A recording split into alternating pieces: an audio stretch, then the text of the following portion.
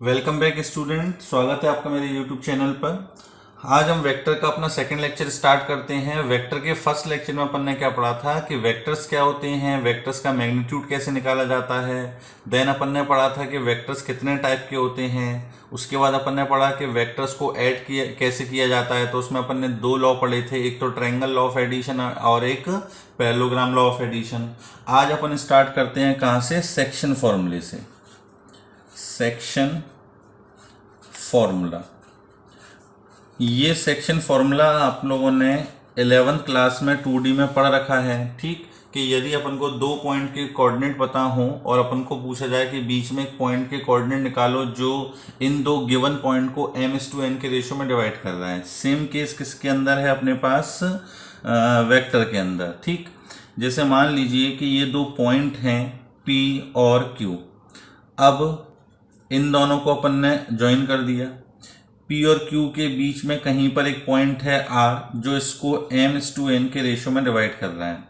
अब यदि P का पोजीशन वेक्टर है A वेक्टर, Q का पोजीशन वेक्टर है B वेक्टर, अब आपसे बोला जाए कि R का पोजीशन वेक्टर क्या होगा, तो पोजीशन वेक्टर ऑफ R का हम पोजीशन वेक्टर क्या बोलेंगे, जैसा अपन ने 2D में पढ़ा था सेम वैसा वेक्टर में आएगा और सेम अपना 3D में भी आएगा।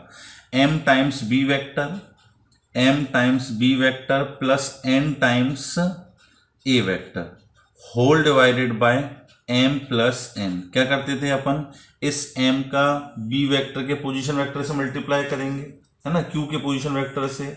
इस n का p के पोजीशन वेक्टर से मल्टीप्लाई करेंगे divided by m plus n। ये जो अपने पास फॉर्मूला निकल के आया है ये किसका होता है, अपने पास for internal division. Internal division का मतलब क्या हुआ कि ये जो अपने पास R पॉइंट है, ये R पॉइंट P और Q के बीच में कहीं होगा। ठीक है कि नहीं है, R पॉइंट यदि P और Q के बीच में कहीं है तो इसको अपन बोलते हैं क्या, इंटरनल डिवीजन। और ये रेशो जो है m/n, इसका मतलब क्या है कि PR मतलब ये डिस्टेंस डिवाइडेड बाय RQ, इस डिस्टेंस का जो रेशो आ रहा है वो किसके इक्वल आ रहा है, अपने पास m/n के इक्वल आ रहा है। क्लियर है ये चीज। सिमिलरली कि यदि अपने पास एक्सटर्नल डिवीजन का फॉर्मूला निकालना होता तो क्या होता है, एक्सटर्नल डिवीजन का मतलब क्या होता है कि मान लीजिए ये P और Q पॉइंट है, अब अपन ने इसको ज्वाइन किया। अब R जो है वो इन दोनों के बीच में कहीं नहीं होगा, मान लो इसको अपन ने थोड़ा सा एक्सटेंड किया, ये पॉइंट R है। क्लियर है ये चीज। अब PR डिस्टेंस ये और Q की R से डिस्टेंस मतलब ये रेशो अपन को कितना दे रखा है, m/n। तो इसको अपन क्या बोलते हैं, एक्सटर्नल डिवीजन। अब एक्सटर्नल डिवीजन में अपन क्या लिखते हैं, पोजीशन वेक्टर। ठीक है ना, तो एक्सटर्नल डिवीजन के लिए क्या होता था, अपने पास ऊपर और नीचे माइनस आ जाता था, तो क्या आ जाएगा फॉर्मूले में, क्या चेंज हो जाएगा, m times b vector minus n times a vector whole divided by m minus n। Clear है ये चीज। तो आपको याद रखना है इंटरनल डिवीजन के लिए ऊपर प्लस आता है और नीचे भी प्लस आता है, और एक्सटर्नल डिवीजन के लिए ऊपर और नीचे क्या आता है, अपने पास माइनस आता है। ठीक है कि नहीं है।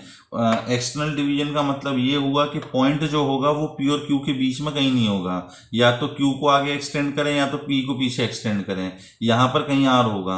और जब इंटरनल डिवीजन की बात होती है तो जो R पॉइंट है वो P और Q के बीच में कहीं पर होगा। क्लियर है, आई थिंक आपको समझ में आ गया होगा। अब देखिए इस पर क्वेश्चन कैसे बनते हैं। ये हमारे पास एक क्वेश्चन दे रखा है कि find the position vector of a point R which divide the line segment joining point P। अब P का पोजीशन वेक्टर क्या दे रखा है, i cap plus 2j cap plus k cap and Q minus i cap plus j cap plus k cap in the ratio 2:1। और अपन को दोनों division बताने हैं, इंटरनल डिवीजन हो रहा हो तब बताना है अपन को R का पोजीशन वेक्टर, और एक्सटर्नल डिवीजन हो रहा हो तब अपन को R का पोजीशन वेक्टर बताना है। तो देखिए अपन ने क्या किया, सबसे पहले डायग्राम बना लेते हैं इंटरनल डिवीजन के लिए। ठीक है ना, और यही डायग्राम एक्सटर्नल डिवीजन के लिए भी काम में आ जाएगा। P का पोजीशन वेक्टर क्या दे रखा है अपन को, i plus 2j plus k, और Q का पोजीशन वेक्टर दे रखा है minus i plus j plus k। अब एक R पॉइंट का पोजीशन वेक्टर बताना है जो इसको 2:1 के रेशो में इंटरनली डिवाइड कर रहा हो। पहला पार्ट क्या है अपने पास, इंटरनली डिवाइड।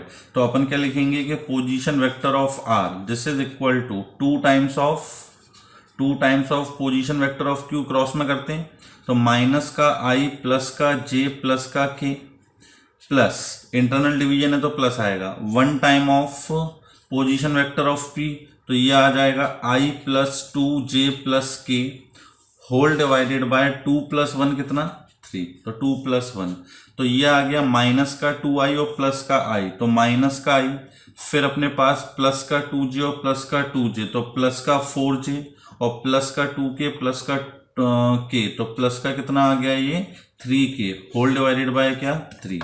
तो अगर r जो है इसको 2:1 के इंटरनल रेशियो में डिवाइड कर रहा होगा तो r का पोजीशन वेक्टर क्या आएगा माइनस का i प्लस का 4j प्लस का 3k बाय 3। और यहीं पर अगर एक्सटर्नल डिवीजन की बात करें, यहीं पर अपन किसकी बात करें एक्सटर्नल डिवीजन की, तो एक्सटर्नल डिवीजन में क्या होगा अपने पास फॉर्मूले में से भी यहाँ माइनस आएगा, तो for external division upon directly लिख देते हैं आर के पोजीशन वेक्टर क्या होगा, तो आर का पोजीशन वेक्टर अपन क्या लिखेंगे 2 टाइम्स माइनस आई प्लस जे प्लस के, और यहाँ क्या आएगा minus times I plus 2j plus के, और नीचे क्या आ जाएगा अपने पास 2 माइनस 1, तो 2 माइनस 1 तो कितना हो गया 1, यहाँ पे कितना आएगा माइनस का 2i माइनस का i, तो माइनस का 3i, फिर प्लस का 2j और माइनस का 2j, जीरो हो जाएगा प्लस का 2k और माइनस का k, तो क्या आ जाएगा प्लस का k, तो ये अपने पास आ गया माइनस का 3i प्लस का k। क्लियर है ये चीज, कोई दिक्कत तो नहीं है, सिंपल सा क्वेश्चन था, ठीक है ना। नेक्स्ट क्वेश्चन हमारे पास क्या दे रखा है कि find the position vector of a point R which divide the line segment joining P and Q whose position vectors are 2a vector plus b vector and a vector minus 3b vector. देखो इसके अंदर p और q के जो position vector है वो i और j के फॉर्म में नहीं दे रखे हैं, ये जो p और q पॉइंट है इनके पोजीशन वेक्टर अपन को a वेक्टर और b वेक्टर के फॉर्म में दे रखे हैं, ठीक है ना। तो ऐसा कोई जरूरी नहीं होता कि हमेशा i j के फॉर्म में दे रखे हों। तो अपन को जब पी और क्यू के पोजीशन वेक्टर दे रखे हैं, अब वो पूछ रहा है कि एक पॉइंट के अपन को पोजीशन वेक्टर बताना है जो इन दोनों को एक्सटर्नली डिवाइड करे, किस रेशियो में 1:2 में। Also show that P is the mid point of the line segment RQ, ये भी अपन को प्रूव करना है कि P जो है वो RQ लाइन सेगमेंट का क्या होगा अपने पास मिड पॉइंट होगा। तो देखिए जैसे मान लीजिए ये अपने पास P और Q पॉइंट है, इनके अपन को पोजीशन वेक्टर दे रखे हैं, ठीक है ही नहीं है। अब R जो पॉइंट है वो इस PQ को एक्सटर्नली डिवाइड कर रहा है किस रेशियो में 1:2 के रेशियो में, किसको PQ को, मतलब R जो है वो यहाँ कहीं होगा क्योंकि R से P की डिस्टेंस 1 और R से Q की डिस्टेंस 2 से डबल है। तो अपन क्या कर रहे हैं कि यहाँ पर मान लेते हैं R को, ठीक है कि नहीं है, ये अपन ने R मान लिया, ये अपने पास P पॉइंट हो गया, ये अपने पास Q पॉइंट हो गया। P का पोजिशन वेक्टर क्या दे रखा है 2a प्लस b वेक्टर, और q का क्या दे रखा है a वेक्टर माइनस का 3b वेक्टर, ठीक। r का अपन को बताना है तो सेक्शन फॉर्मूला लगाते हैं, तो पोजीशन वेक्टर ऑफ r, और ये किस रेशियो में डिवाइड कर रहा है 1:2 के रेशियो में, मतलब p से इसकी डिस्टेंस 1 है और यहाँ से इसकी डिस्टेंस कितनी है 2। क्लियर है ये चीज, 1:2 डिस्टेंस नहीं होती, ये रेशियो होता है डिस्टेंस का। तो क्या आएगा अपने पास अपन फॉर्मूला लगाएंगे, तो देखो p का पोजीशन वेक्टर है ना, तो 2a plus b vector, 2a plus b vector, इसका मल्टीप्लाई किससे होगा 2 से, ठीक, इसका मल्टीप्लाई किससे किया जाएगा 2 से, माइनस फिर a माइनस 3b वेक्टर का, a वेक्टर माइनस का 3b वेक्टर, इसका मल्टीप्लीकेशन होगा 1 से, होल डिवाइडेड बाय कितना 2 माइनस का 1, क्योंकि अपने पास कैसा डिवीजन है ये एक्सटर्नल डिवीजन है, अरे बस समझ में। तो अब यहाँ क्या आ जाएगा अपने पास, this is equal to 2 into 2 4a plus 2b, 4a vector plus का 2b वेक्टर माइनस का a वेक्टर और प्लस का 3b vector whole divided bye कितना 1, 4a माइनस का a कितना आ गया अपने पास 3a और 2b प्लस 3b कितना आ गया अपने पास 5b वेक्टर। तो ये अपन को r का पोजीशन वेक्टर पता लग गया। क्लियर है ये चीज। अब इसका मतलब अपने को पहले वाले का तो आंसर आ गया, दूसरे वाले में क्या बोल रहा है कि show that the P is the mid point of the line segment QR, P जो है वो QR का मिड पॉइंट होगा। तो देखो R का क्या है पोजीशन वेक्टर ये है, Q का पोजीशन वेक्टर ये है, इन दोनों का मिड पॉइंट अपन को निकालना है। तो मिड पॉइंट का मतलब क्या होता है 1:1 के रेशियो में डिवाइड करना, तो दिस प्लस दिस बाय 2 दोनों को ऐड करके अगर 2 से डिवाइड करेंगे तो देखो क्या आएगा a plus 3a 4a cap -3b plus 5b, तो प्लस का 2b डिवाइडेड बाय 2, तो ये आ गया अपने पास 2a वेक्टर प्लस का b वेक्टर, ये दे रखा था p। क्लियर है ये चीज? तो सिंपल सा क्वेश्चन है, आपको आसानी से समझ में आ गया होगा। देखिए नेक्स्ट क्वेश्चन अपने पास क्या दे रखा है, ठीक ठाक क्वेश्चन है। Let A vector B vector C vector be the position vector of a 3 distinct point A B C. 3 अपने पास पॉइंट हैं ए बी सी, उनके ये पोजीशन वेक्टर दे रखे हैं। If there exist scalars X Y Z, ये X Y Z क्या है अपने पास स्केलर्स है, उनकी वैल्यू जीरो नहीं है। वो क्या बोल रहा है, नॉट ऑल जीरो, सबकी सब जीरो नहीं है। अब उसने दो कंडीशन बोल दी हैं, क्या, such that X A vector plus Y B vector plus Z C vector equal to zero and X plus Y plus Z equal to zero. यदि अपने पास ये दो कंडीशन है तो अपन को प्रूव करना है कि ये जो पॉइंट है ए बी सी, ठीक, वो कैसे होंगे अपने पास, कोलिनियर होंगे।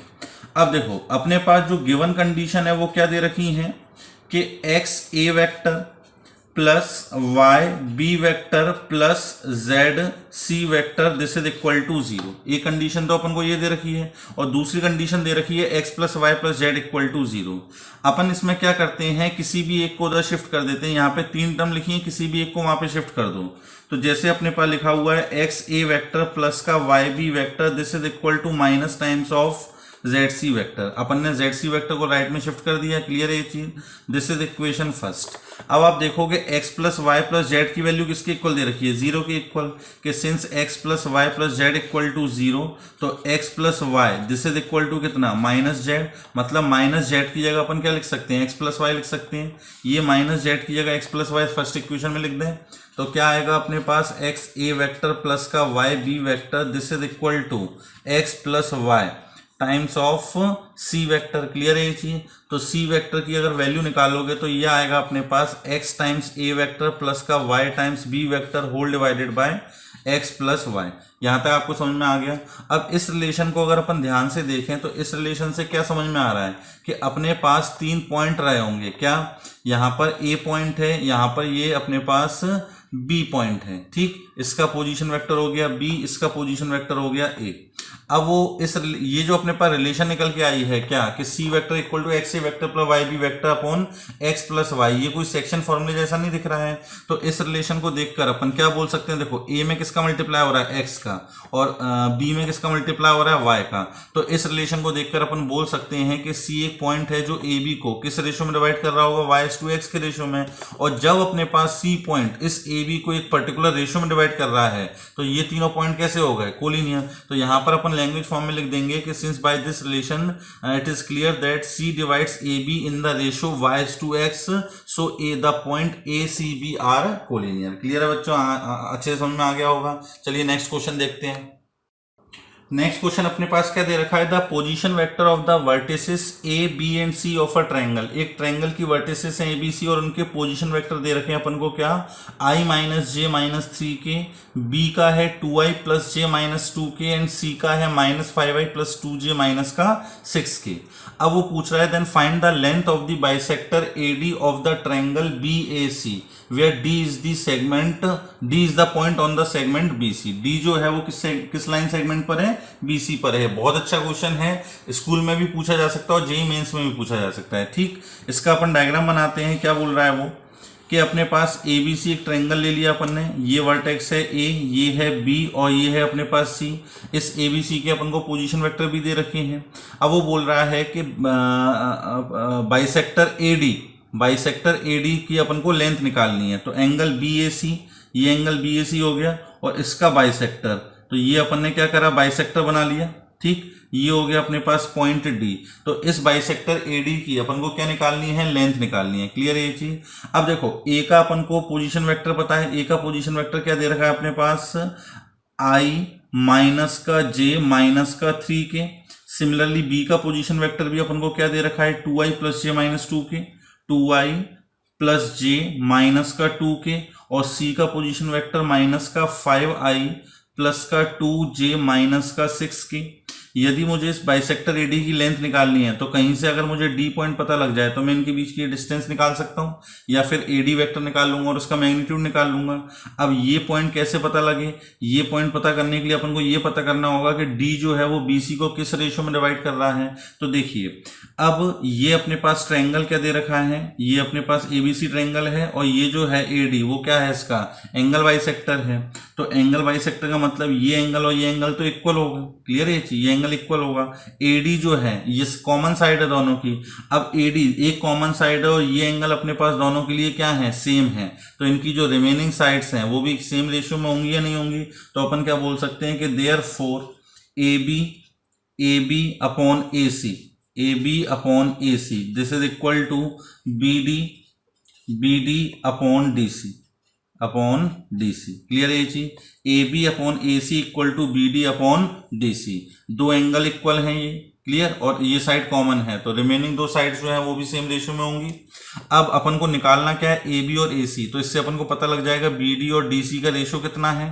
तो देखो AB का मतलब क्या हो गया, अपने पास AB वेक्टर निकालते हैं अपन, तो position vector of B minus position vector of A, this minus this, 2i minus का i प्लस का j, तो प्लस का 2j और माइनस का 2k और प्लस का 3k, तो माइनस प्लस का k। ये आ गया अपने पास AB वेक्टर, और इस AB वेक्टर की यदि अपन लेंथ निकालेंगे तो ये कितनी आएगी, रूट के अंदर 1 + 4 + 1, रूट के अंदर 6।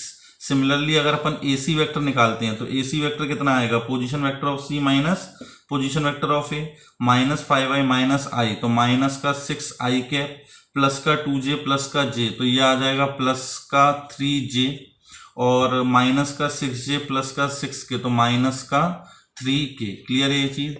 इसका अगर अपन मैग्नीट्यूड निकालेंगे AC वेक्टर तो ये कितना आएगा, रूट के अंदर 36 + 9 प्लस का 9, तो ये आ गया अपने पास कितना, रूट का 54। क्लियर, तो ये आ जाएगा रूट 54 को अपन लिख सकते हैं 9 × 6, और 9 का स्क्वायर रूट लोगे तो 3 × √6। क्लियर है ये चीज। तो यहां से अपन को पता लग गया कि देयरफॉर BD अपॉन DC किसके इक्वल था, AB अपॉन AC के इक्वल। तो BD कितना आया है अपने पास, सॉरी AB कितना आया अपने पास, √6, और AC कितना आया है 3√6। √6 से ये कैंसिल हो गया, तो क्या आ गया अपने पास 1:3। तो अपन को ये पता लग गया कि D जो पॉइंट है वो BC को किस रेशो में डिवाइड कर रहा है, इन दो डिस्टेंस का रेशो 1:3 आ रहा है, तो अपन बोल सकते हैं कि ये किस रेशो में डिवाइड कर रहा है, 1:3 के रेशो में डिवाइड कर रहा है। क्लियर है ये चीज। अब जब अपन को ये पता लग गया कि ये इसको 1:3 के रेशो में डिवाइड कर रहा है, डायग्राम बना लें जरा। ये अपने पास A था, ये B, ये C। B का पोजीशन वेक्टर क्या था, 2i + j माइनस का 2k, और C का पोजीशन वेक्टर माइनस का 5i प्लस का 2j माइनस का 6k, और A का पोजीशन वेक्टर i माइनस का j माइनस का 3k। अब अपन को ये पता लग गया कि D जो पॉइंट है वो इस BD को 1:3 के रेशो में डिवाइड कर रहा है, तो क्या अपन सेक्शन फॉर्मूले से D के कोऑर्डिनेट निकाल सकते हैं, बिल्कुल निकाल सकते हैं। देयरफॉर पोजीशन वेक्टर ऑफ किसका, D, तो क्या आएगा 1 × पोजीशन वेक्टर ऑफ C, मतलब -5i प्लस का 2j माइनस का 6k, और plus times 3 × position vector of B, तो ये आ जाएगा 2i प्लस का j माइनस का 2k होल डिवाइडेड बाय 1 + 3 कितना 4, माइनस का 5i प्लस का 6i, तो ये बचेगा सिंपल i, फिर प्लस का 2j और प्लस का 3j, तो ये आ जाएगा प्लस का 5j, माइनस का 6k और ये हो जाएगा माइनस का 6k, तो ये हो जाएगा माइनस का 12k डिवाइडेड बाय कितना 4, देखना सही लिखा है ना, माइनस का 5i और प्लस का 6i, तो i बचेगा, प्लस का 2j और प्लस का 3j, तो ये आ जाएगा 5j minus 12k divided by 4। Clear है ये चीज। अब ये D का पोजीशन वेक्टर आ गया। अब हमें इस मीडियन की लेंथ निकालनी है, तो अब हम क्या करेंगे, AD वेक्टर निकालेंगे। तो अब AD वेक्टर कितना आएगा, AD vector this is equal to position vector of D minus का पोजीशन वेक्टर ऑफ A, ये लिखा जाएगा। D का पोजीशन वेक्टर क्या है, I प्लस का 5j माइनस का 12k डिवाइडेड बाय 4। A का पोजीशन वेक्टर ये अपने पास A का position vector I minus j minus का 3k, तो ये हो जाएगा अपने पास एलसीएम लेके i plus 5j minus 12k, यहाँ पे 4 का मल्टीप्लाई करोगे तो माइनस का 4i प्लस का 4j और माइनस माइनस प्लस का 12k डिवाइडेड बाय कितना 4, 12k से 12k कैंसिल, उसके बाद i माइनस का 4j, ये कितना आ जाएगा अपने पास माइनस का 3i और फिर 5j प्लस का 4j तो प्लस का 9j होल डिवाइडेड बाय कितना 4, ये आ गया एडी वेक्टर। अब इसकी लेंथ निकालनी है तो लेंथ का मतलब क्या होगा, एडी वेक्टर का एडी है, एडी वेक्टर का मॉडुलस, इसका मॉडुलस निकालोगे तो क्या आ जाएगा अपने पास 3/4 का स्क्वायर मतलब 9/16 और 81/16, तो ये आ गया रूट के अंदर 90/16। 90 को क्या लिख सकते हैं अपन 9 इंटू 10, तो ये अपने पास आ जाएगा 9 का square root 3 root 10 whole upon 4, तो ये आ गया अपने पास एडी मीडियन की लेंथ। तो बहुत अच्छा क्वेश्चन है, जी मेंस में भी पूछा जा सकता है और बोर्ड में भी पूछा जा सकता है 6 नंबर में। क्लियर है ये चीज। चलिए अब नेक्स्ट टॉपिक अपने पास क्या दे रखा है, collinear and non collinear vector. ये बहुत इंपॉर्टेंट टॉपिक है, कोलिनियर एंड नॉन कोलिनियर, इस पर है ना ठीक ठाक क्वेश्चंस बनते हैं अपने पास। अब देखो कोलिनियर वेक्टर का मतलब क्या है, अपने पढ़ा था कोलिनियर एंड पैरेलल वेक्टर्स। ये अपने पास दो वेक्टर दे रखे हैं, ये है ए वेक्टर और ये है अपने पास बी वेक्टर। ठीक, अब इसमें अपन को दिख रहा है कि ए वेक्टर और बी वेक्टर पैरेलल हैं, ए वेक्टर और बी वेक्टर क्या है पैरेलल हैं, लेकिन पैरेलल के साथ इनको अपन और क्या बोल सकते हैं, कोलिनियर भी बोल सकते हैं। क्यों, क्योंकि अपन जो मैथ्स में पढ़ते हैं वो क्या पढ़ते हैं, फ्री वेक्टर्स पढ़ते हैं। इस वेक्टर को उठा के अपन यहाँ मूव करा दें तो ये एक ही लाइन में आ जाएंगे। तो इसका मतलब क्या है कि मैथमेटिक्स में पैरेलल वेक्टर हो या कोलिनियर वेक्टर हो ये एक ही माने जाते हैं। अब अपन को ए वेक्टर और बी वेक्टर में रिलेशन निकालनी है कि ए वेक्टर बी वेक्टर में रिलेशन क्या होगी। तो देखो मान लो ए वेक्टर अपने पास ये दे रखा है, इसका अगर मैं यूनिट वेक्टर निकालूं तो क्या होगा अपने पास ए वेक्टर डिवाइडेड बाय इसी का मॉडुलस, ये मॉडुलस आ जाएगा। एंड बी वेक्टर का अगर यूनिट वेक्टर निकालें तो क्या आएगा अपने पास B vector upon mod of B vector. अब देखो यूनिट वेक्टर निकालना है मतलब डायरेक्शन तो ये रहेगी लेकिन मैग्नीट्यूड कितना होगा 1, और सिमिलरली बी का यूनिट वेक्टर निकाला है तो डायरेक्शन ये रहेगी और मॉडुलस 1। अब आपको जब दिख रहा है कि दोनों का मॉडुलस भी सेम है 1 1 और दोनों का डायरेक्शन भी सेम है, इसका मतलब अपन ये बोल सकते हैं कि ए कैप जो है वो किसके इक्वल होगा अपने पास, बी कैप के इक्वल होगा। आ रही बात समझ में या नहीं। अब यहाँ पर अपने पास ये हो सकता है कि अगर मान लो इसकी डायरेक्शन अपोजिट होती तो माइनस टाइम्स लिखते हैं, तो यहाँ पर अपन लगा देते हैं प्लस माइनस। प्लस माइनस का मतलब अगर दोनों सेम डायरेक्शन में होंगे तो प्लस आएगा और अपोजिट डायरेक्शन में होंगे तो माइनस आ जाएगा। क्लियर है ये चीज। अब ए कैप की जगह अपन क्या रख सकते हैं, A vector divided by mod of A vector, और बी वेक्टर की जगह अपन क्या लिख सकते, बी कैप की जगह अपन क्या लिख सकते हैं, B vector divided by mod of B vector. Clear है ये चीज। अब देखो इस मॉड ऑफ बी वेक्टर को यहां पर अपन क्रॉस मल्टीप्लाई अगर कर दें तो क्या आ जाएगा अपने पास, B vector this is equal to plus minus mod of B vector upon mod of A vector into A vector. Clear है ये चीज। अब ये जो अपने पास लिखा हुआ है मॉड बी अपॉन मॉड ए प्लस माइनस टाइम्स, ये कुछ भी होगा तो ये कांस्टेंट ही ना, तो अपन क्या बोल सकते हैं कि B vector is equal to lambda times of A vector. इस कांस्टेंट को अपन ने क्या मान लिया, लेमडा मान लिया, तो अपने पास क्या आ जाएगा B vector equal to lambda times A vector. ठीक, अब यहां से अपन को क्या पता लग रहा है कि दो वेक्टर यदि कोलिनियर हैं, यदि दो वेक्टर कैसे हैं, कोलिनियर हैं, एक लाइन में हैं, तो अपन किसी भी एक वेक्टर को दूसरे का लेमडा टाइम्स लिख सकते हैं। आ रही है बात समझ में। अगर अपने पास ऐसी कोई रिलेशन दे रखी है या अपन को बोल दिया जाए कि दो वेक्टर यदि कोलिनियर हैं तो अपन एक वेक्टर को दूसरे के क्या लिख सकते हैं, लेमडा टाइम्स लिख सकते हैं। और इसका वाइस वर्सा कि अगर एक वेक्टर दूसरे का लेमडा टाइम्स लिखा हुआ है तो 100% दोनों वेक्टर कैसे होंगे अपने पास, कोलिनियर होंगे। फॉर एग्जाम्पल अगर मान लो मैंने लिखा हुआ है कि 5 times A vector this is equal to 3 times B vector, तो अपन क्या बोल सकते हैं कि ए और बी कोलिनियर होंगे, तो बिल्कुल बोल सकते हैं। क्यों, क्योंकि अपन ए वेक्टर क्या लिख सकते हैं 3/5 टाइम्स बी वेक्टर। अब 3/5 एक कांस्टेंट होगा, इसको अगर लेमडा बोल दें तो क्या आ गया, A vector equal to lambda times of B vector. जब एक वेक्टर को अपन दूसरे वेक्टर के लेमडा टाइम्स लिख पा रहे हैं तो दोनों वेक्टर कैसे हो गए अपने पास, कोलिनियर हो गए। क्लियर है ये चीज। और यदि अपन नहीं लिख लिख सकते तो कोलिनियर नहीं होते। आ रही बात समझ में? अगर अपने पास ये वेक्टर कोलिनियर नहीं होते तो अपन ऐसा लिख ही नहीं सकते थे, ठीक है ना। तो ये बहुत इंपॉर्टेंट कंसेप्ट है, याद रखना है। अब फॉर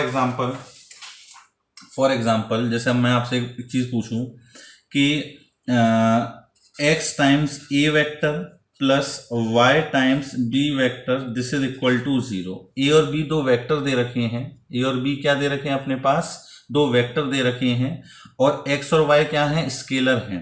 अब एक रिलेशन दे रखी है कि x a vector plus y b vector जो है वो किसके इक्वल है, अपने पास 0 के इक्वल है। अब इसमें अगर मैं बोल दूं कि x और y is not equal to 0, x और y 0 के इक्वल नहीं है, तो आप a और b के बारे में क्या बोलोगे, a और b कोलिनियर होंगे या नहीं होंगे। ठीक, तो अब अपन इसमें क्या बोल सकते हैं कि x और y तो 0 के इक्वल है नहीं है, लेकिन इन दोनों का जो सम है वो किसके इक्वल हो रहा है, अपने पास 0 के इक्वल। तो देखो अपन क्या लिख सकते हैं, x a vector this is equal to minus y times of b vector. अब x को अगर मैं डिवाइड कर दूं तो a vector equal to minus y upon x times क्या आ जाएगा, b वेक्टर। अब इस पूरे को अगर अपन लैम्डा मान लें तो क्या आ गया, a vector is equal to lambda times of b vector. मतलब अपन इसको अल्टीमेटली ये लिख पा रहे हैं या नहीं, क्लियर है ये चीज। तो यहां से अपन को क्या समझ में आ रहा है, it implies that a vector and b vector are collinear. दोनों वेक्टर कैसे होंगे, अपने पास कोलिनियर होंगे, क्लियर है। लेकिन यहीं से एक इंपॉर्टेंट रिलेशन और निकल के आती है। अब इसमें हम आपसे बोलूं कि if a and b are non collinear, ये कैसे हैं अपने पास, नॉन कोलिनियर वेक्टर है, ये कोलिनियर नहीं है, ठीक है ना। And x a vector plus y b vector equal to 0, A और बी कोलिनियर नहीं है, लेकिन X A vector plus Y B vector किसके इक्वल दे रखा है, 0 के इक्वल दे रखा है। अब बताओ अपन इसमें क्या बोल सकते हैं कि ये 0 कब होगा। तो यहाँ पे आप देखो कि अगर इसमें ए और बी कोलिनियर नहीं है, ए और बी कैसे हैं, कोलिनियर नहीं है, और ये रिलेशन अपन को दे रखी है कि इन दोनों का सम 0 के इक्वल है। अब ये तभी संभव है जब x और y मतलब ये जो कोफिशिएंट्स हैं ये किसके इक्वल दे रखे हों, 0 के इक्वल। पहले वाले केस में क्या लिखा था, x और y 0 नहीं है। इस वाले केस में क्या है कि x और y जो है वो 0 के इक्वल होंगे, तभी ये रिलेशन संभव है, वरना ये संभव नहीं है।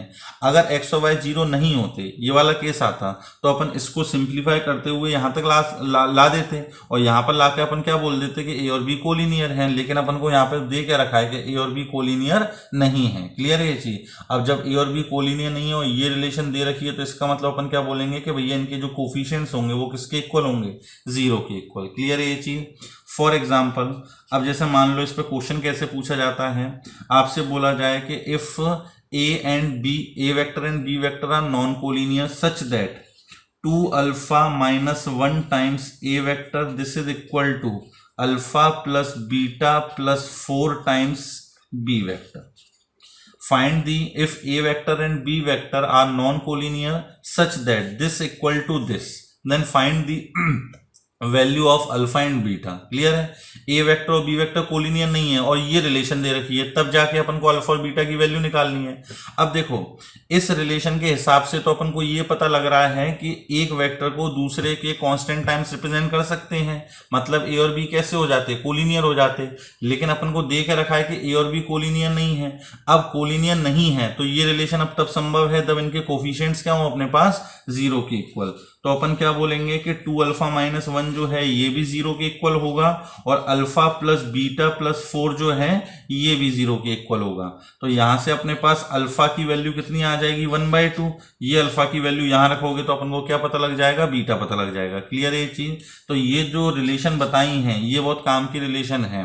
अगर दो वेक्टर, फिर से सुने एक बार, यदि दो वेक्टर कोलिनियर हैं, यदि दो वेक्टर क्या है, कोलिनियर हैं, तो एक वेक्टर को दूसरे के लैम्डा टाइम्स रिप्रेजेंट कर सकते हैं। क्लियर है ये चीज।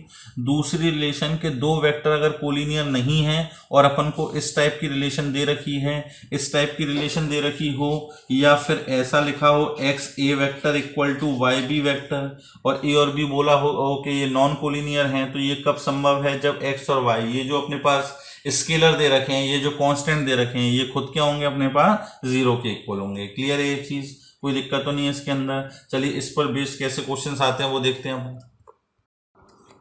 अब देखिए क्या क्वेश्चन दे रखा है अपन को कि using vectors show that the point A -2,1, B -5,-1 and C 1,3 are collinear. हमें ये प्रूफ करना है कि ये तीनों पॉइंट क्या होंगे अपने पास, कोलिनियर होंगे, लेकिन किसका यूज करके, वेक्टर का यूज करके। ठीक, अब अपन इसमें क्या करते हैं कि सबसे पहले तो ये जो पॉइंट दे रखे हैं इसको अपन वेक्टर फॉर्म में लिख लेते हैं। ठीक, अब इसमें आप देख रहे हैं कि सिर्फ एक्स कोऑर्डिनेट और वाई कोऑर्डिनेट दे रखा है हर एक पॉइंट में, तो इसका मतलब 2D में बात हो रही है। तो जैसे अपने पास ए पॉइंट जो है, तो ए पॉइंट का अपन पोजीशन वेक्टर क्या बोल सकते हैं कि -2i प्लस का j।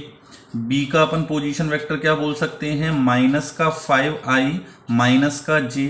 और सी का अपन पोजीशन वेक्टर क्या बोल सकते हैं, i प्लस का 3j। एक्स कोऑर्डिनेट जो है वो i के साथ लिखा जाएगा, j, और y कोऑर्डिनेट जो है वो j के साथ लिखा जाएगा। क्लियर है ये चीज। अब देखिए अपन को ये प्रूफ करना है कि ये तीनों पॉइंट कैसे होंगे अपने पास, कोलिनियर होंगे। ये हो गया ए, ये हो गया बी, ये हो गया सी। अपन को पॉइंट्स के पोजीशन वेक्टर दे रखे हैं। क्लियर है ये चीज। अब जैसे मान लो मैंने ए और बी को ज्वाइन कर दिया तो ये एक वेक्टर बन जाएगा। सिमिलरली बी और सी को ज्वाइन करोगे तो एक वेक्टर बन जाएगा। ए और सी को ज्वाइन करते तो भी अपने पास एक वेक्टर निकल जाता। तो अपन क्या करते हैं कि इन तीन में से कोई भी दो वेक्टर निकाल लेते हैं। कौन कौन से में से, A B vector, B C या फिर ए सी, इन तीन में से कोई भी दो वेक्टर निकालते हैं। तो जैसे सबसे पहले अपन ने ए बी वेक्टर निकाला, तो ए बी वेक्टर का मतलब position vector of B minus position vector of A. तो -5i और प्लस का 2i, तो क्या बचेगा, माइनस का 3i, फिर -j माइनस का 2j। क्लियर है ये चीज। तो ए बी वेक्टर अपने पास ये आ गया, इसको अपन फर्स्ट इक्वेशन बोल देते हैं। सिमिलरली अगर अपन ए सी वेक्टर निकालेंगे तो ए सी वेक्टर क्या आएगा, position vector of C minus position vector of A. तो i माइनस 2i, तो ये कितना हो जाएगा अपने पास 3i और 3j माइनस का j, तो प्लस का क्या आ गया अपने पास 2j। This is equation second. Clear है ये चीज। अब आप इन दोनों से देख रहे हैं कि जो ए सी वेक्टर है ना, और ए बी वेक्टर है, इन दोनों में अपन क्या रिलेशन लिख सकते हैं, since from equation first and second A C vector this is equal to -1 times of A B vector, लिख सकते हैं या नहीं। ए बी वेक्टर में -1 का मल्टीप्लाई करो तो ए सी वेक्टर आ जाएगा। या फिर अपन क्या बोल सकते हैं कि ए सी वेक्टर जो है वो क्या है, lambda times of A B vector. जब अपन किसी एक वेक्टर को दूसरे वेक्टर के लैम्डा टाइम्स में रिप्रेजेंट कर सकते हैं तो अपन क्या बोल सकते हैं कि therefore A C vector and A B vector are, ये कैसे होंगे अपने पास, कोलिनियर। ये कैसे होंगे अपने पास, कोलिनियर होंगे। Therefore points A B C are, ये कैसे पॉइंट्स आ गए अपने पास, कोलिनियर आ गए। क्लियर है ये चीज। तो आई थिंक समझ में आ गया होगा आपको। अपने पास जब पॉइंट्स दे रखे हों तो पॉइंट्स में अपन को क्या करना है कि दो वेक्टर निकालने। अब आप ए बी निकाल सकते हो, ए सी निकाल सकते हो, बी सी निकाल सकते हो। इन तीन में से कोई भी दो वेक्टर निकालोगे। अब उसमें आप देखोगे कि एक वेक्टर दूसरे के क्या कुछ कांस्टेंट टाइम्स आ रहा है। अब जब कांस्टेंट टाइम्स आ रहा है तो अपन बोल सकते हैं कि दोनों वेक्टर कैसे होंगे, कोलिनियर। अब जब दोनों वेक्टर कोलिनियर हो गए इसका मतलब तीनों पॉइंट क्या हो गए अपने पास, एक लाइन में हो गए। क्लियर है ये चीज। चलिए नेक्स्ट क्वेश्चन देखते हैं। अब नेक्स्ट क्वेश्चन भी अपने पास लास्ट क्वेश्चन जैसा ही है ना, बस इसमें अंतर क्या है कि अपन को ये वेक्टर फॉर्म में ही दे रखे हैं। The position vectors of the point P Q R this and this. ये अपने पास तीनों पॉइंट के पोजीशन वेक्टर दे रखे हैं। अब इसमें भी अपन को क्या प्रूफ करना है कि ये तीनों पॉइंट जो होंगे वो कोलिनियर होंगे। सेम अपन जो क्वेश्चन 5th करे हैं उसी के जैसे करेंगे इसको। देखो पी का पोजीशन वेक्टर क्या दे रखा है अपन को, i + 2j प्लस का 3k। ठीक, Q का पोजीशन वेक्टर क्या दे रखा है, -2i प्लस का 3j प्लस का 5k। और R का पोजीशन वेक्टर अपन को क्या दे रखा है, 7i। अब इसमें j की टर्म नहीं है तो इसको अपन 0j लिख सकते हैं और माइनस का k। अब अपन को प्रूफ करना है कि ये तीनों पॉइंट जो होंगे वो कोलिनियर होंगे। तो अब अपन PQ और QR वेक्टर निकाल लें या PQ और PR वेक्टर निकाल लें। तो नाउ अब जैसे मान लीजिए अपन ने निकाला PQ वेक्टर, तो PQ वेक्टर क्या आएगा, position vector of Q minus position vector of P।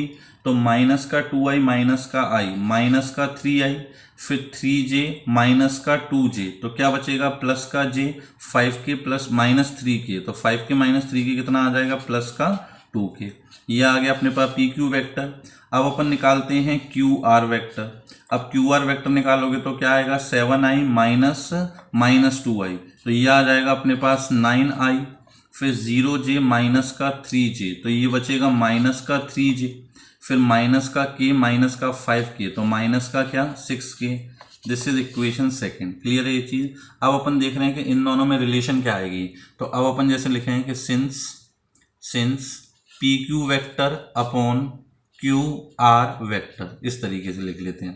तो क्या आएगा, ऊपर से अगर अपन माइनस कॉमन ले लें, है ना, तो क्या बचेगा अपने पास 3i माइनस का j माइनस का 2k, और यहाँ पर अपन 3 कॉमन ले लें तो क्या आ जाएगा अपने पास 3i माइनस का j माइनस का 2k। क्लियर, ये पूरा कैंसिल हो गया। तो अपने पास क्या आ गया कि क्यू आर, क्रॉस मल्टीप्लाई कर लेते हैं कि Q R vector this is equal to -3 times of P Q vector, या फिर इसको अपन लिख सकते हैं lambda times of P Q vector.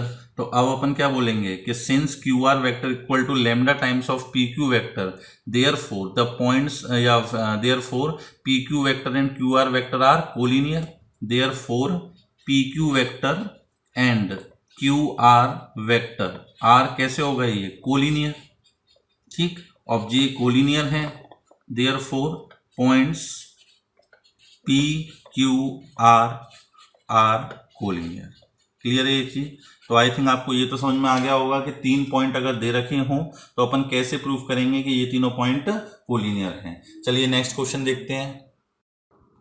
Next question क्या दे रखा है अपन को कि if A vector and B vector are the position vector of the point this and this, A vector और बी वेक्टर क्या है, इन पॉइंट्स के पोजीशन वेक्टर हैं। तो अपन क्या बोल सकते हैं कि जो ए वेक्टर होगा वो क्या होगा अपने पास i माइनस का j, और बी वेक्टर जो होगा वो क्या होगा अपने पास माइनस का 2i और प्लस का mj, x कोऑर्डिनेट को i के साथ, y कोऑर्डिनेट को j के साथ। अब वो बोल रहा है कि find the value of m for which a vector and b vector are collinear. इसमें प्रूफ नहीं करना, इसमें अपन को पहले ही दे दिया है कि a वेक्टर और b वेक्टर कैसे हैं, कोलिनियर हैं, तब अपन को m की वैल्यू निकालनी है। तो अब अपन क्या करेंगे, नाउ या since A vector and B vector are, ये कैसे दे रखे हैं अपने पास, कोलिनियर, ये कोलिनियर हैं। देयरफॉर अपन मैथमेटिकली क्या कंडीशन लिख सकते हैं कि ए वेक्टर जो होगा वो lambda times of B vector होगा, एक वेक्टर दूसरे के कुछ स्केलर टाइम्स होगा। अब ए वेक्टर क्या दे रखा है, आई माइनस का J, this is equal to lambda times of minus का 2i प्लस का mj। क्लियर है ये चीज। तो i minus J this is equal to minus का 2 lambda times i plus m lambda times j, ये आएगा कि नहीं आएगा। अब दो वेक्टर के बीच में इक्वल का साइन लगा हुआ है, तो दो वेक्टर इक्वल कब होते हैं, जब दोनों के i के कोफिशिएंट इक्वल हों, दोनों के j के कोफिशिएंट इक्वल हों। तो अपन क्या बोल सकते हैं कि ऑन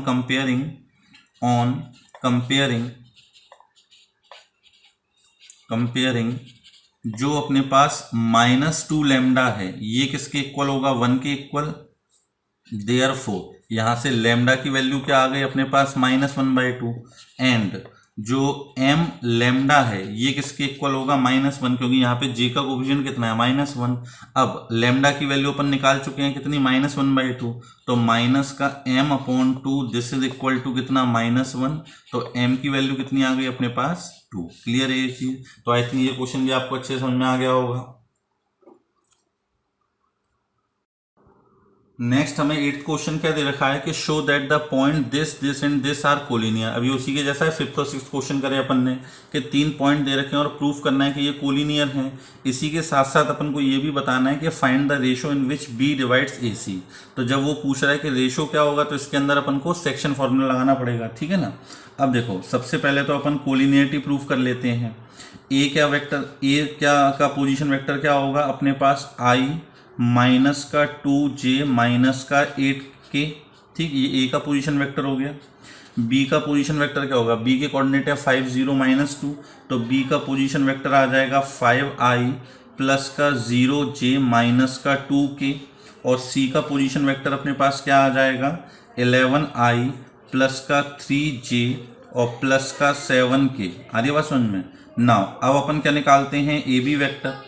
तो ए बी वेक्टर अपने पास क्या निकल के आएगा, position vector of B minus position vector of A. तो 5i माइनस का i तो क्या आएगा 4i, फिर 0j माइनस का 2j तो minus times of minus 2j तो प्लस का 2j और प्लस का 6k। ये आ गया अपने पास ए बी वैक्टर। और सिमिलरली अपन ए सी वैक्टर निकालेंगे तो क्या आएगा अपने पास position vector of C minus position vector of A, तो 11i माइनस का i तो ये बचेगा अपने पास कितना 10i, 3j प्लस का 2j तो ये आ जाएगा अपने पास प्लस का 5j और 7k प्लस का 8k तो प्लस का 15k। क्लियर है ये चीज? This is equal to equation second. अब अपन ध्यान से देखें कि इसमें से अगर 2 कॉमन ले लो तो क्या बचेगा 2i plus j plus 3k, और यहाँ से अगर अपन 5 कॉमन ले लें तो 2i प्लस का j प्लस का 3k। तो अपन क्या बोल सकते हैं कि from equation first and second, from equation first and second क्या बोल सकते हैं कि ए बी वैक्टर अपॉन यहाँ पे 2 कॉमन लो और इसकी क्रॉस मल्टीप्लाई में पहुंचा दो 2, this is equal to A C vector upon 5। तो ये अपने पास क्या आ गया कि A B vector this is equal to 2 upon 5 times of A C vector. ये अपन बोल सकते हैं कि ए बी वैक्टर जो है वो लैम्डा टाइम्स है ए सी वैक्टर के, तो ये जो ए बी वैक्टर और ए सी वैक्टर है वो क्या हो गए कोलिनियर हो गए। और या फिर अपन क्या बोल सकते हैं कि पॉइंट ए बी सी क्या होंगे कोलिनियर। क्लियर है ये चीज? अब अपन को निकालना क्या है कि किस रेशो में डिवाइड कर रहा है, कौन ए बी जो है वो ए सी को किस रेशो में डिवाइड कर रहा है। ठीक है ना? तो क्या करें इसके लिए अपन ये लाइन बना ली अपन ने, ये पॉइंट हो गया अपने पास क्या ए, ये पॉइंट हो गया सी, और अपन को ये बताना है कि बी इसको किस रेशो में डिवाइड कर रहा है। ठीक, अभी अपन को नहीं पता कि इंटरनल डिवीजन है एक्सटर्नल डिवीजन, लेकिन जब भी अपन इस टाइप को रेशो निकालते हैं तब अपन क्या करते हैं इंटरनल डिवीजन मान के चलते हैं। तो देखो ए के कोऑर्डिनेट क्या दे रखे हैं अपन को 1 -2 -8, सी के कोऑर्डिनेट क्या दे रखे हैं अपने पास 11 3, 7, और बी के कोऑर्डिनेट क्या दे रखे हैं 5 0 एंड -2। ठीक है ना? अब अपन को बताना है कि b इसको किस रेशो में डिवाइड कर रहा है। तो अपन क्या करते हैं, मान लेते हैं कि b जो है वो इसको λ/1 के रेशो में डिवाइड कर रहा है। तो अब अगर अपन सेक्शन फॉर्मूला लगाकर b के कोऑर्डिनेट निकालें तो क्या आएंगे, यूजिंग सेक्शन फॉर्मूला, ठीक। अब आप इसको वेक्टर में कन्वर्ट करके भी लगा सकते हो, या फिर जैसा आप 2D में लगाते थे वैसे ही 3D में भी लगाएंगे। बस 2D में क्या होता है XY कोऑर्डिनेट होते हैं, 3D में Z कोऑर्डिनेट और आ जाएगा। तो देखो B के कोऑर्डिनेट अपन क्या लिखेंगे, लैम्डा टाइम्स 11 मतलब 11 लैम्डा प्लस का 1 whole divided by lambda plus 1 comma, फिर Y कोऑर्डिनेट क्या आएगा 3 lambda -2 whole upon lambda plus 1, और Z कोऑर्डिनेट क्या आएगा अपने पास 7 lambda -8 upon lambda plus 1। Clear है ये चीज? अब देखो B के कोऑर्डिनेट अपन ने सेक्शन फॉर्मूले से निकाल लिए, लेकिन अपन को B के कोऑर्डिनेट दे के रखे हैं 5 0 -2, मतलब ये जो कोऑर्डिनेट निकल के आए हैं वो किसके इक्वल होंगे अपने पास 5 0 -2 के इक्वल होंगे। अब अगर अपन कंपेयर करें तो देखो 11 lambda plus 1 upon lambda plus 1 ये किसके इक्वल होगा 5 के इक्वल। ठीक, similarly 3 lambda -2 upon lambda plus 1 ये किसके इक्वल होगा 0 के इक्वल, और 7 लैम्डा -8 अपॉन लैम्डा प्लस 1 ये किसके इक्वल होगा -2 के इक्वल। अब देखो इन तीनों को सॉल्व करके लैम्डा की सेम वैल्यू आनी चाहिए। अगर लैम्डा की अलग वैल्यू आ गई, मान लो इन दोनों से लैम्डा की कुछ वैल्यू आई और इससे जो वैल्यू निकाली वो डिफरेंट आ गई, तो इसका मतलब क्या है कि ये जो पॉइंट होंगे वो कोलिनियर नहीं होंगे। ठीक है कि नहीं है? अगर ये कोलिनियर हैं तो इन तीनों को सॉल्व करके लैम्डा की सेम वैल्यू आनी चाहिए। दूसरी चीज इसके अंदर क्या याद रखनी है कि अगर लैम्डा की वैल्यू पॉजिटिव आ रही है, लैम्डा की वैल्यू कैसी आ रही है पॉजिटिव, तो ये जो बी पॉइंट है वो AC को इंटरनली डिवाइड कर रहा होगा, और यदि लैम्डा की वैल्यू नेगेटिव आ रही है तो इसका मतलब बी जो पॉइंट है वो इस AC को एक्सटर्नली डिवाइड कर रहा होगा। पॉजिटिव आने पे कैसे डिवीजन होगा अपने पास इंटरनली, और अगर अपने पास नेगेटिव वैल्यू आई तो कैसा डिवीजन होगा एक्सटर्नली। तो देखो इसको अगर सॉल्व करेंगे तो क्या आएगा 11 लैम्डा प्लस 1 इसको उधर भेजा 11 lambda plus 1 this is equal to 5 lambda plus 5, तो ये आ जाएगा 6 lambda this is equal to कितना 4, तो लैम्डा की वैल्यू आ गई 2/3। तो इससे तो लैम्डा की वैल्यू 2/3 आ रही है। इसको सॉल्व करोगे तो देखो ये तो 0 हो गया, तो 3 lambda minus 2 equal to 0, therefore lambda equal to 2/3। और इसको जब सॉल्व करोगे तो ये आएगा अपने पास 7 lambda minus 8, this is equal to -2 lambda minus का 2, इसको यहाँ भेजा तो 9 lambda, this is equal to 6, तो lambda is equal to 6/9, that is 2/3। तो लैम्डा की सेम वैल्यू आ रही है और पॉजिटिव वैल्यू आ रही है, तो अपन क्या बोल सकते हैं कि बी जो है वो AC को 2:3 के रेशियो में डिवाइड करेगा, वो भी कैसे, इंटरनली। क्लियर है ये चीज? तो ये क्वेश्चन भी आपको समझ में आ गया होगा। चलिए नेक्स्ट क्वेश्चन देखते हैं। नेक्स्ट क्वेश्चन हमें क्या दे रखा है कि if A vector and B vector are non collinear vector. ये इंपॉर्टेंट क्वेश्चन है, इस टाइप के क्वेश्चन बोर्ड में पूछे जाते हैं और कॉम्पिटिशन में भी पूछे जाते हैं। ए वेक्टर और बी वेक्टर, ये दोनों वेक्टर कैसे हैं, नॉन कोलिनियर, ठीक है ना, इसको याद रखना। Find the value of X for which alpha vector, ये क्या लिखा है, alpha vector equal to x minus 2 times A vector plus B vector, and beta vector क्या दे रखा है 3 + 2x times A vector minus 2b vector are collinear. मतलब A और बी तो नॉन कोलिनियर हैं, लेकिन अल्फा वेक्टर और बीटा वेक्टर कैसे हैं, अपने पास कोलिनियर हैं। तब अपन को किसकी वैल्यू निकालनी है, x की वैल्यू निकालनी है। ठीक, अब इसको देखो कैसे करेंगे। Since alpha vector and beta vector ये कैसे दे रखे हैं अपन को, कोलिनियर, आर कोलिनियर। क्लियर है ये चीज?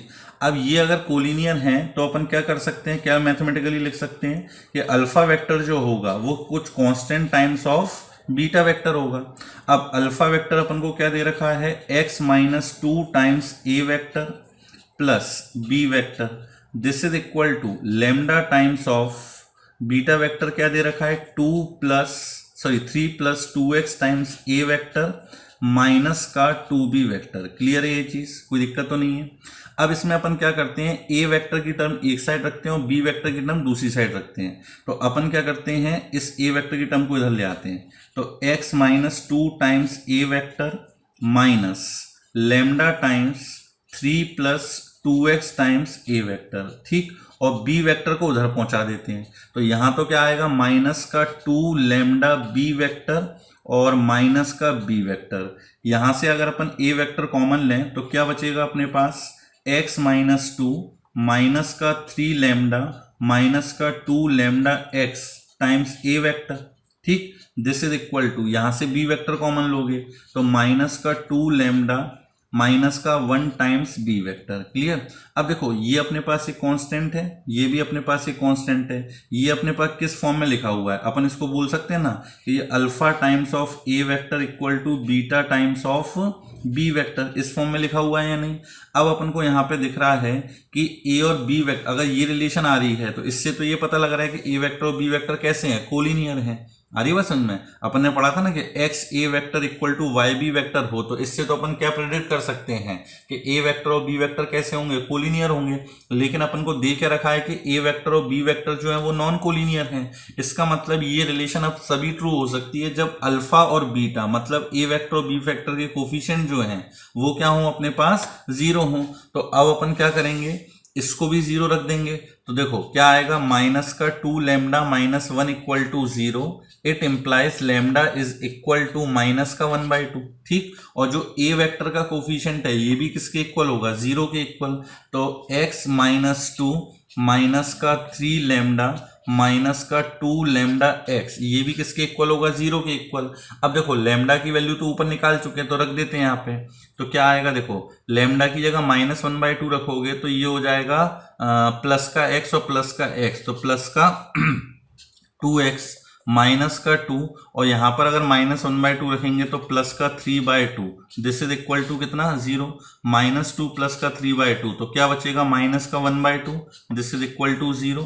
तो 2x इक्वल टू 1/2, तो x कितना आ गया अपने पास, 1/4। क्लियर है ये चीज? तो यह आई थिंक आपको अच्छे समझ में आ गया होगा। देख लो एक बार अपन ने क्या किया है, पहले लिखा था कि अल्फा वेक्टर और बीटा वेक्टर जो हैं वो कोलिनियर हैं, तो अपन ने एक वेक्टर को दूसरे के लैम्डा टाइम्स लिख लिया। अब लैम्डा टाइम्स लिखने के बाद अपन ने इनकी वैल्यू रख दी। अब अपन ने क्या किया कि ए वेक्टर की टर्म को एक साइड शिफ्ट कर लिया, बी वेक्टर की टर्म को एक साइड शिफ्ट कर लिया। अब अपने पास क्या है कि this times of A vector equal to -2 lambda -1 times B vector. इस रिलेशन से तो क्या पता लग रहा था कि ए वेक्टर और बी वेक्टर कोलिनियर होंगे, लेकिन जब उसने बोल रखा है कि A vector B vector collinear नहीं है, नॉन कोलिनियर है, तो इसका मतलब इनके कोफिशिएंट क्या होंगे 0, और इनके कोफिशिएंट को 0 रखा तो अपने पास लैम्डा की वैल्यू पहले आई -1/2 और लैम्डा की वैल्यू -1/2 रखी तो एक्स की वैल्यू क्या आ गई अपने पास 1/4। क्लियर है ये चीज। चलिए नेक्स्ट क्वेश्चन देखते हैं। अब देखिए नेक्स्ट क्वेश्चन अपने पास क्या दे रखा है कि if A vector and B vector are non collinear. वही दे दिया कि ए वेक्टर और बी वेक्टर क्या है, नॉन कोलिनियर है। अल्फा वेक्टर और बीटा वेक्टर अपन को दे रखा है। अल्फा वेक्टर क्या है, x + 4y times A vector plus 2x + y + 1 times B vector, और बीटा वेक्टर क्या दे रखा है, -2x + y + 2 times A vector plus 2x - 3y - 1 times B vector, और ये connected by the relation 3 alpha vector equal to 2 beta vector, then find x and y। ये भी अपने पास जो अपने लास्ट क्वेश्चन किया उसी के जैसा है। इसमें वो बोल देता कि अल्फा वेक्टर और बीटा वेक्टर कैसे हैं, कोलिनियर हैं। तो अपन क्या करते हैं कि alpha vector equal to lambda times beta vector, है ना। अब इसके अंदर क्या है कि ऐसा लिख दिया 3 alpha vector equal to 2 beta vector, तो इसका मतलब लैम्डा की अपन को डायरेक्ट वैल्यू दे दी कितनी, 2/3। तो इसमें अपना वो लैम्डा की वैल्यू निकालने वाला काम बच गया, है ना। बाकी सेम क्वेश्चन है कि अगर अपने पास ये रिलेशन लिखी हुई है तो अपन क्या बोल सकते हैं कि अल्फा वेक्टर और बीटा वेक्टर कैसे होंगे, कोलिनियर होंगे। तो अब अपन क्या करते हैं, डायरेक्टली इस रिलेशन का यूज करते हैं।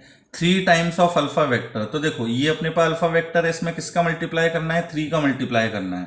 तो 3 का मल्टीप्लाई जब मैं करूंगा तो क्या आएगा अपने पास, 3x + 12y times A vector plus, इसमें 3 का मल्टीप्लाई करें तो ये आ जाएगा 6x + 2, 3 का मल्टीप्लाई करें ना, 3y + 3 times B vector.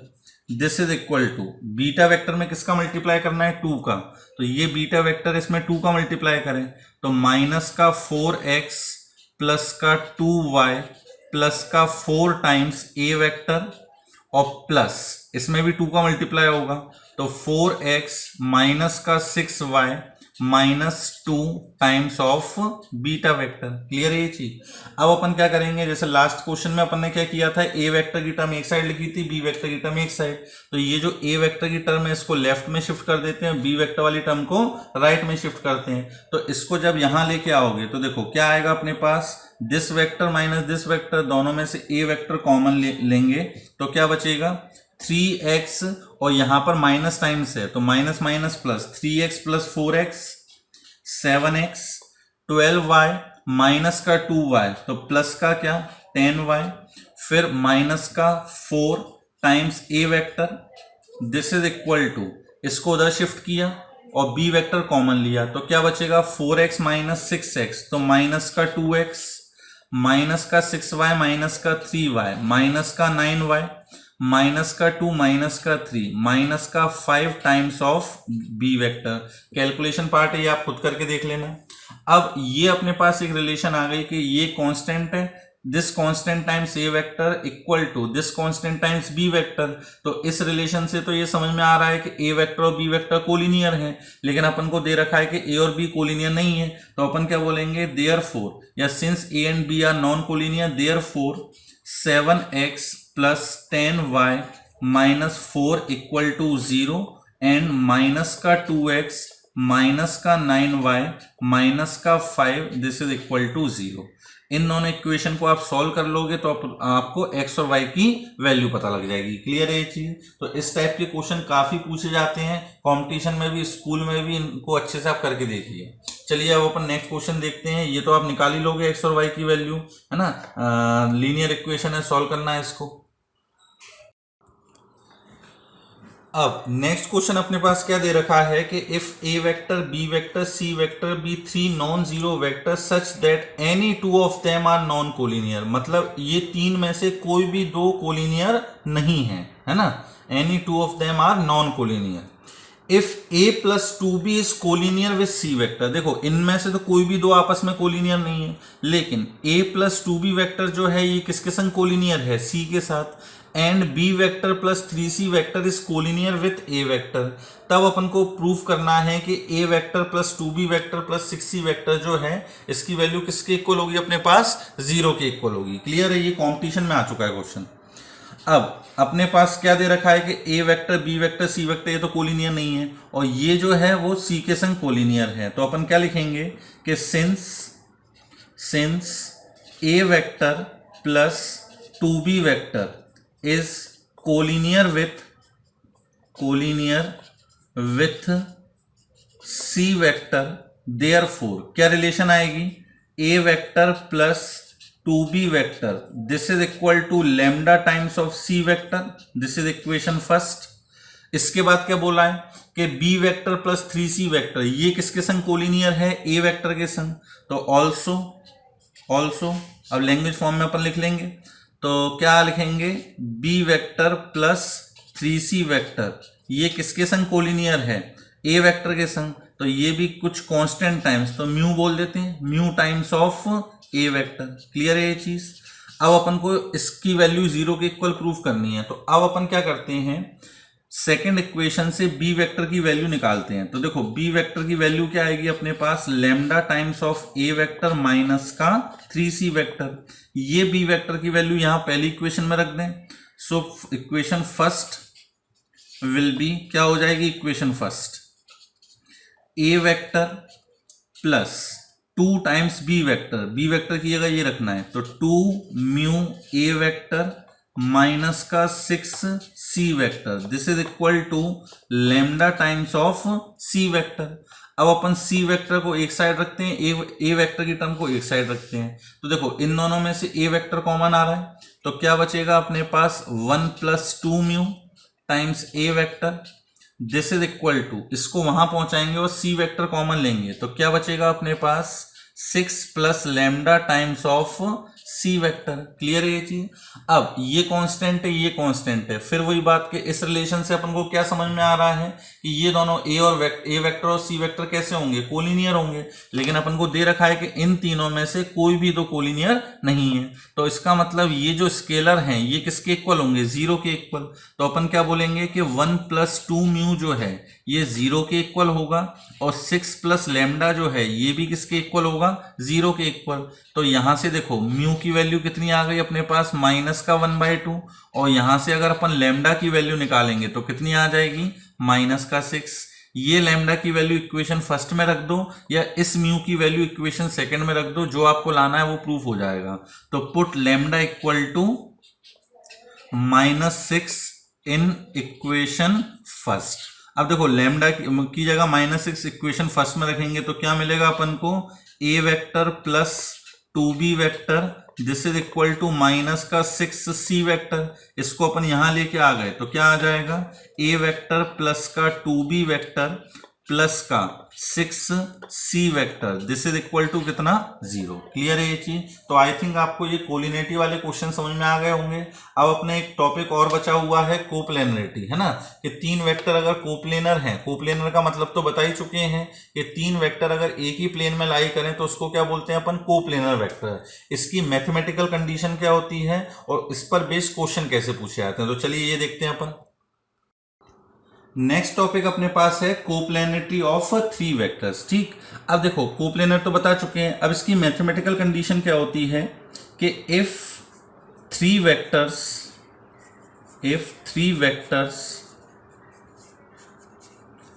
A vector B vector C vector are coplanar then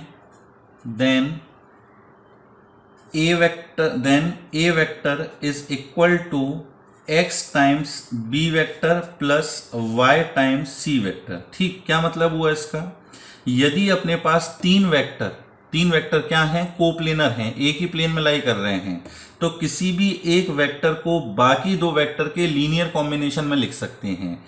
ये क्या होता है अपने पास लीनियर कॉम्बिनेशन, मतलब कुछ स्केलर और वेक्टर का मिलजुल कर जो एक्सप्रेशन बनता है उसको क्या बोलते हैं अपन, लीनियर कॉम्बिनेशन। मैथमेटिकल डेफिनेशन अपन अलग पढ़ेंगे इसकी बाद में। तो अगर अपने पास तीन वेक्टर कोप्लेनर हैं तो किसी भी एक वेक्टर को बाकी दो के लीनियर कॉम्बिनेशन में लिख सकते हैं। जरूरी नहीं है ए वेक्टर को लिखें अपन, A vector equal to X times B vector plus Y times C vector. X और वाई क्या है, ये स्केलर हैं। या फिर आप लिखना चाहो B vector is equal to X times A vector plus Y times C vector, ये भी सही है। या आप लिखना चाहो कि C vector is equal to X times B vector plus y times A vector, ये भी सही है। कि बस ये याद रखना है कि अगर तीन वेक्टर अपने पास कैसे हैं, कोप्लेनर हैं, तो किसी भी एक को बाकी दो के लीनियर कॉम्बिनेशन में लिख सकते हैं। क्लियर है ये चीज। अब अगर मान लो अपन को पॉइंट्स के फॉर्म में दे रखा हो, ये तो अपने पास क्या थे, तीन वेक्टर थे। मान लो ये ए वेक्टर है, ये अपने पास बी वेक्टर है और ये अपने पास सी वेक्टर है, ठीक है कि नहीं है। अगर अपने पास पॉइंट्स दे रखे हों, अब पॉइंट्स कितने होंगे, चार पॉइंट्स दे रखे हों, तो जैसे मान लो 1 2 3 और ये 4, ये अपने पास पॉइंट ए हो गया, ये बी हो गया, ये सी हो गया और ये डी पॉइंट हो गया। ए का पोजीशन वेक्टर है ए वेक्टर, बी का है स्मॉल बी वेक्टर, सी का है स्मॉल सी वेक्टर और डी का है स्मॉल डी वेक्टर। अब अपन से वो पूछे कि प्रूफ करो कि ये चारों पॉइंट जो हैं वो कैसे हैं अपने पास, कोप्लेनर हैं। ये चारों पॉइंट्स कैसे हैं अपने पास, कोप्लेनर हैं। तो अपन इसमें क्या करेंगे, किसी भी एक को पकड़कर बाकी तीन से ज्वाइन कर देंगे। तो जैसे ए को मैंने बी से ज्वाइन किया तो एक वेक्टर ये बन गया। सिमिलरली ए से मैंने सी को ज्वाइन किया, एक वेक्टर ये बन गया। और ए को मैंने डी से ज्वाइन किया तो एक वेक्टर ये बन गया। तो अपने पास कितने वेक्टर आ गए, तीन। एक आ गया ए बी वेक्टर, एक आ गया अपने पास ए सी वेक्टर और एक अपने पास आ गया ए डी वेक्टर। क्लियर है ये चीज। अब ये तीनों अगर कोप्लेनर होंगे तो इसका मतलब ये चार पॉइंट्स भी कैसे हो जाएंगे, कोप्लेनर। और तीन वेक्टर के कोप्लेनर की कंडीशन अपन ने पढ़ी क्या, कि तीन वेक्टर अगर कोप्लेनर हैं तो किसी भी एक को बाकी दो के लीनियर कॉम्बिनेशन में लिख सकते हैं। लीनियर कॉम्बिनेशन का मतलब क्या हुआ, अपने पास स्केलर और वेक्टर का कॉम्बिनेशन। स्केलर और वेक्टर, ये एक्स और वाई स्केलर है और बी वेक्टर सी वेक्टर क्या है, वेक्टर्स हैं। तो स्केलर और वेक्टर के कॉम्बिनेशन को क्या बोलते हैं अपन, लीनियर कॉम्बिनेशन। क्लियर है ये चीज। तो अब इस पर क्वेश्चन कैसे पूछे जाते हैं वो देखते हैं अपन। देखिए अपने पास क्या क्वेश्चन दे रखा है कि check whether the given vectors -2i -2j + 4k -2i + 4j -2k and 4i -2j -2k are coplanar और नॉन कोप्लेनर। हमें चेक करना है कि ये तीनों वेक्टर जो दे रखे हैं ये कोप्लेनर हैं या फिर नॉन कोप्लेनर हैं, ठीक है ना। तो अब अपन क्या करेंगे, कोप्लेनरिटी के लिए तो अपन जानते हैं कि तीन वेक्टर अगर कोप्लेनर हैं तो एक वेक्टर को बाकी दो के लीनियर कॉम्बिनेशन में लिख सकते हैं। तो अब अपन क्या करते हैं, ये मान के चलते हैं कि these three vectors are coplanar, ठीक। तो अपन किसी भी एक वेक्टर को बाकी दो के लीनियर कॉम्बिनेशन में लिख लेते हैं।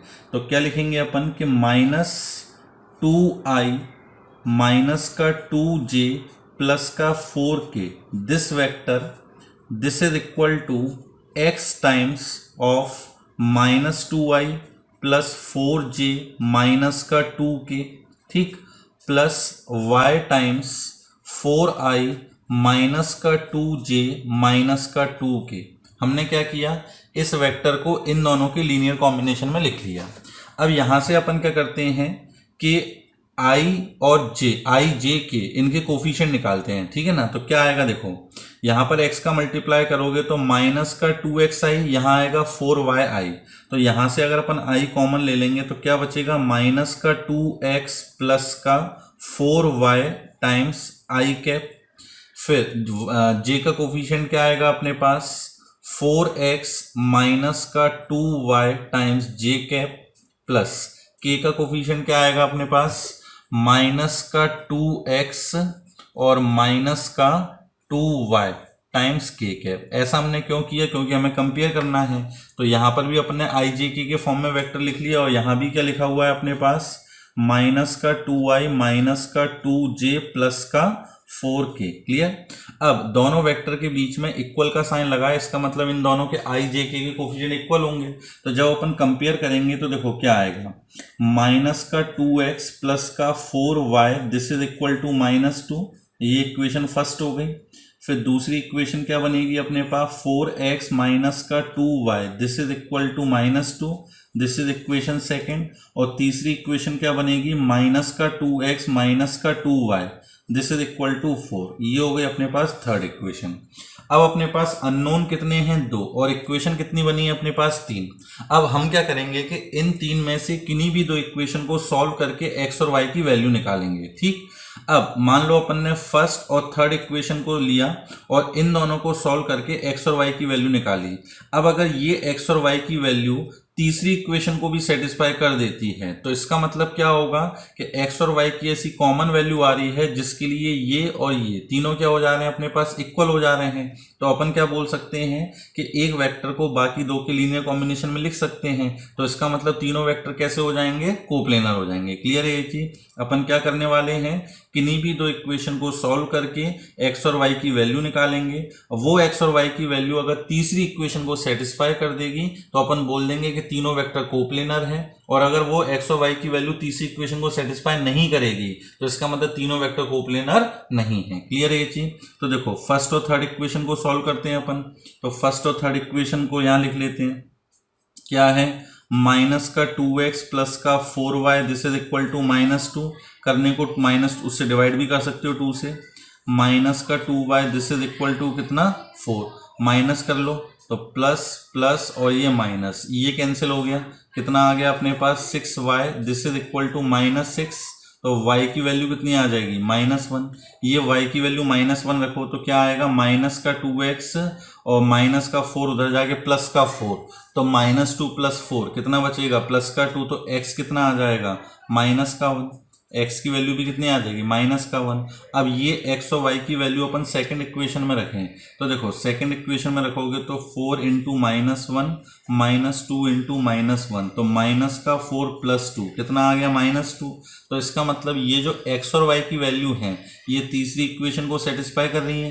तो जब तीसरी इक्वेशन को सेटिस्फाई कर रही है तो अपन क्या बोल सकते हैं कि ये तीनों पॉइंट्स जो होंगे वो कैसे होंगे, कोप्लेनर होंगे। क्लियर है ये चीज। आई थिंक आपको समझ में आ गया होगा। चलिए नेक्स्ट क्वेश्चन देखते हैं। अब नेक्स्ट क्वेश्चन क्या दे रखा है कि if the vector 4i plus 11j plus mk 7i plus 2j plus 6k and i plus 5j plus 4k are coplanar. ये तीनों वेक्टर क्या दे रखे हैं, कोप्लेनर दे रखे हैं। तब अपन को m की वैल्यू निकालनी है। ठीक, तो बस इसमें भी अपन वही करेंगे कि since these 3 vectors are coplanar then any one of them can be expressed as linear combination of the other 2। तो अब अपन क्या करते हैं कि इस वाले वेक्टर को इन दोनों के लीनियर कॉम्बिनेशन में लिख देते हैं। तो क्या आएगा अपने पास 4i plus 11j plus mk। School में जब आप लिखोगे तो आपको है ना लैंग्वेज फॉर्म में पूरा लिखना पड़ेगा कि since these 3 vectors are coplanar then this can be expressed as a linear combination of other 2।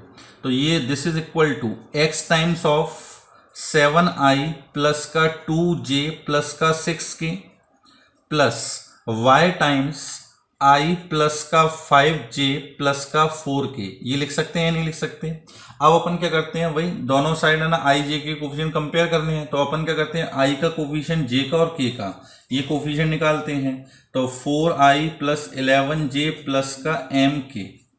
यहां पर देखो i का कोफिशिएंट क्या आएगा अपने पास 7x प्लस का y times i cap plus 2x plus 5y times j cap और k का कोफिशिएंट क्या आएगा अपने पास 6k plus 4y 6x plus 4y times k cap. Clear है ये चीज।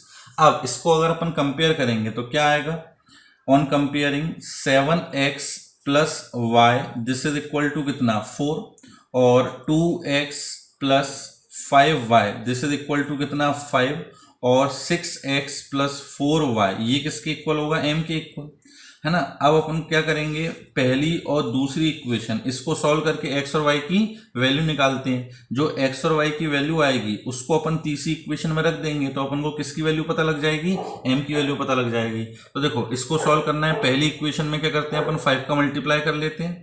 तो क्या आएगा अपने पास 7 5 35x प्लस का 5y this is equal to कितना 20 और यहाँ पे 2x प्लस का 5y this is equal to कितना लिखा है 5।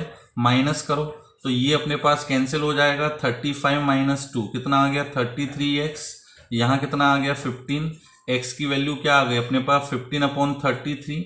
ऐसी y ये वैल्यू किसी में भी रख देना, y की वैल्यू आ जाएगी, और x और y की वैल्यू यहाँ उठा के रख देना तीसरी इक्वेशन में, तो किसकी वैल्यू आ जाएगी अपने पास m की वैल्यू आ जाएगी। क्लियर है ये चीज? तो आई थिंक आपको ये समझ में आ गया होगा। चलिए नेक्स्ट क्वेश्चन देखते हैं। अब इसमें क्या दे रखा है अपन को कि find the value of lambda for which the 4 point. अभी अपने पास क्या दे रखे थे, वेक्टर दे रखे थे, लेकिन इसके अंदर क्या दे रखे हैं अपन को 4 पॉइंट्स दे रखे हैं। अब ये चारों पॉइंट्स अगर कोप्लेनर हैं तो अपन को लैम्डा की वैल्यू निकालनी है। ठीक, ये अपने पास लास्ट क्वेश्चन जैसे ही है, लेकिन लास्ट क्वेश्चन में वेक्टर्स दे रखे थे, इसके अंदर अपन को क्या दे रखे हैं 4 पॉइंट्स दे रखे हैं। तो कोई दिक्कत नहीं है, अपन क्या करते हैं इन 4 पॉइंट का यूज करके 3 वेक्टर निकाल लेते हैं। तो देखो मैंने जैसे बताया था कि मान लो ये अपने पास 4 पॉइंट हैं, ठीक, इसमें से अपन क्या करेंगे किसी भी एक पॉइंट को पकड़कर बाकी 3 पॉइंट से जोड़ देंगे, तो ये अपने पास 3 वेक्टर बन जाएंगे या नहीं। तो जैसे इस वेक्टर को तो अपन एक फिक्स पॉइंट मान लेते हैं ये वाला, और इसको अपन बाकी 3 से ज्वाइन कर देते हैं, ठीक है ना। तो सबसे पहले अपन लिख लेते हैं, जैसे मान लो ये जो पॉइंट है वो है ए, तो ए का पोजीशन वेक्टर क्या हो गया 2i प्लस का 3j माइनस का k।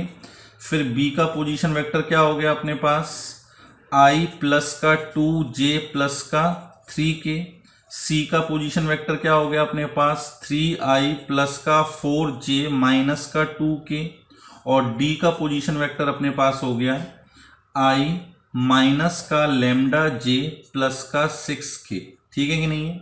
अब अपन क्या करते हैं ए को फिक्स रखते हैं और ए को बी से सी से और डी से ज्वाइन करके वेक्टर निकालते हैं। तो देखो सबसे पहले अपने पास ए बी वेक्टर क्या निकल के आएगा, तो ए बी वेक्टर का मतलब बी माइनस ए, तो i माइनस का 2i, तो माइनस i माइनस जे और प्लस का 4k, ये आ गया ए बी वेक्टर। फिर अपन निकालते हैं ए सी वेक्टर, तो ए सी वेक्टर क्या निकल के आएगा अपने पास सी माइनस ए, तो 3i minus 2i i 4j minus 3j plus का j और माइनस का 2k प्लस का k, तो माइनस का k।